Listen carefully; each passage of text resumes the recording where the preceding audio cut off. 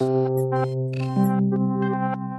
to the CyberWire's Career Notes podcast, brought to you by Recorded Future, delivering advanced security intelligence to disrupt adversaries before they disrupt you.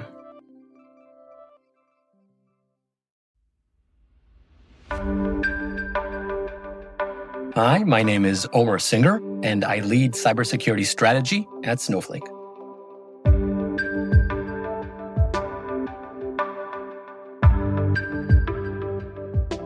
For me, it was always going to be about computers. My dad was a pretty early engineer at Intel, and he got me hooked from a very early age. I remember playing computer games when single person was kind of the only option, and then also getting started with programming, learning BASIC, then doing some C programming, and just really falling in love with the power. I knew I wanted to be in computers, but I didn't know what I wanted to do within the field. When I went into college and started studying computer engineering, I still didn't know what I wanted to do within the field. So it just started broad with general computer classes and everything that they make you learn around computers, most of which I haven't used since. But USC saw that cybersecurity was going to be a really important field. And they opened up a kind of certification. You could take classes with actual practitioners, people whose day job was in cybersecurity, but a few times a week they'd come by the campus and teach cybersecurity kind of 101. And that's where I got my exposure to cybersecurity. Really fell in love with it.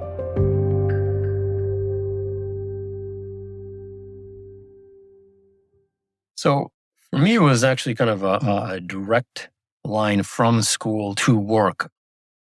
I mentioned that these were courses led by people that were practicing in the field. Actually, one of my professors at USC had his own cybersecurity consulting company, kind of a boutique firm, and I was his first hire. We started helping companies to protect themselves.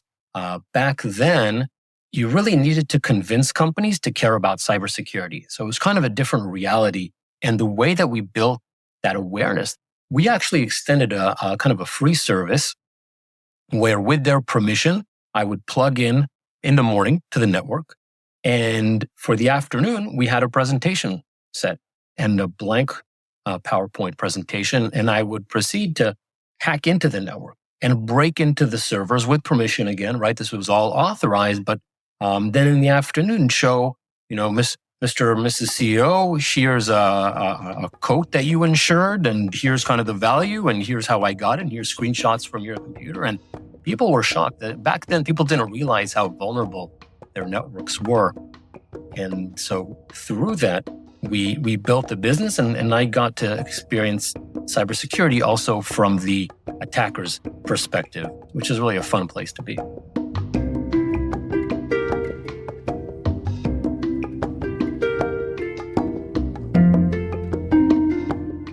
Kind of bounced back and forth between the offensive and defensive sides.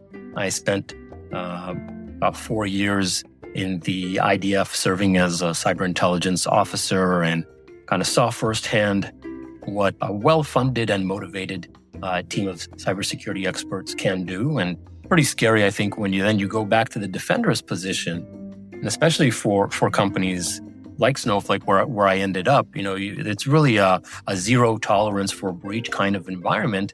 But before I got to Snowflake, I just had more experiences in protecting networks. And one of the things that really stuck with me was how little measurement happens in cybersecurity. So we were doing all the security work, but our customers really didn't have a sense for how good or how bad of a job we were doing. And that kind of got me going on an entrepreneurial path. I was going to start my own startup. Co-founder ended up dropping out. So I found myself in Silicon Valley with a pregnant wife, no health insurance, and really kind of a predicament. But I had this background in cybersecurity and went and applied for security engineering roles. And I didn't know what a data warehouse was. But when I learned about Snowflake as a company and how it has this mission to be kind of this infinitely scalable database in the cloud, I was very intrigued by that.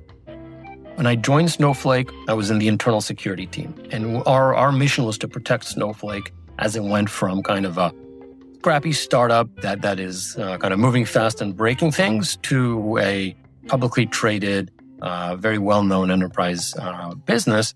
So we built a security program to protect that.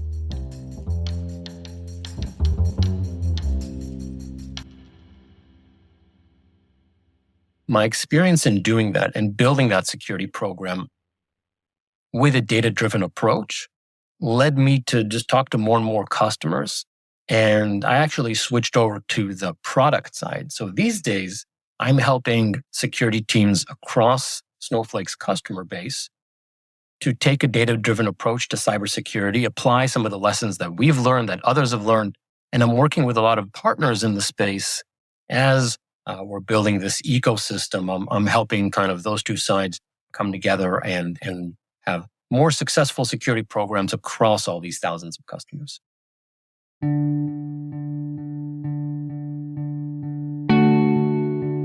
My leadership style is to give people a lot of credit. I think you kind of need to choose early on, or are you going to trust the people you hire? And to a fault, I trust people that they're going to do what's right and that they're going to do a good job. I'm a big fan of OKRs, objectives and key results. Setting explicit objectives for the people on the team, then those need to roll up into the team's OKRs, which need to roll up into the company's OKRs. Everybody's clear on where we need to get to, and the key results represent how progress is measured. So giving people a lot of kind of faith up front, but then also giving them transparency into these are our objectives, these are the key results, and how you'll be measured, I found builds a team that is intrinsically motivated and gets results. And I do hope that people look back and that I will have made an impact. I think there are people out there who I see doing amazing things in cybersecurity. And I know that my team back in the day in different companies where I worked was there kind of breaking into the field because I took a chance on them. And even though they didn't have any skills that were directly relevant to the role, I saw that they had passion and they had ability and that they would focus themselves. We could train them up to be successful SOC analysts or to be successful in the field. And after that initial role, they really gone on to do some amazing things. And hopefully they remember back to kind of how they got the start and that I played a role in that.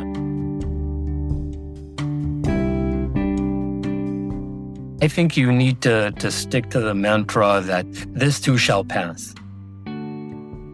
When things are going great and everything is just working the way you always dreamed it would, well, that'll pass.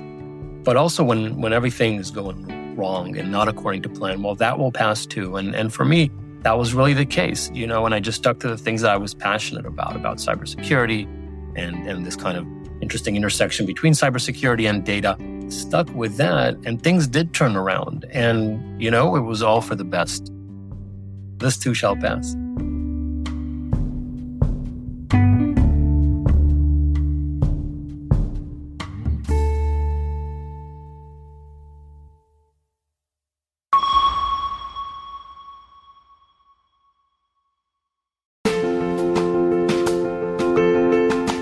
And now, a word from our sponsor, Recorded Future. Staying one step ahead of the rapidly evolving threat landscape requires a constant flow of daily intelligence. To stay up to date on everything happening in the world of cybersecurity, join over 50,000 other security professionals who subscribe to the Cyber Daily. With daily email updates on the latest cybersecurity news, top threat actors, exploited vulnerabilities, suspicious IP addresses, and more, the Cyber Daily is the first thing security professionals check every morning. To learn more and subscribe for free, go to recordedfuture.com/cyber-daily. And we thank Recorded Future for sponsoring our show.